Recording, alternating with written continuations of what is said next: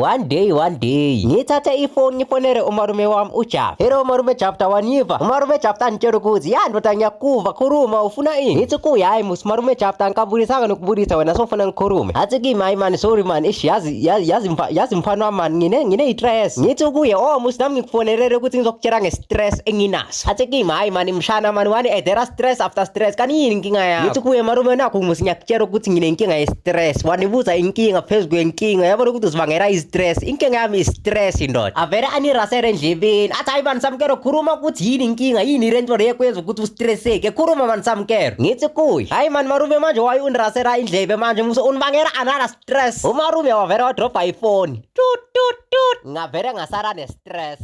One day guys, ngiyabonga ukuthi guys niyanifollowa, niyacomment emapostini wami. Yabona nina guys mzonithengela ikhekhe lebirthday noma ninga-birthday. Yabona nina guys ngiyangicela please subscribe ku YouTube channel yami guys ukuze ningaphuthelwa lapho nidropa ama long form content series. Yabona musi izinto ezidenyana ngoba la ku TikTok ngiposta izinto ezifishane yabona. Manje ngicela usubscribe ku YouTube channel yami, ngiyakucela from inhliziyo yami, from phakathi inside please, ngiyakucela. One day. Danko.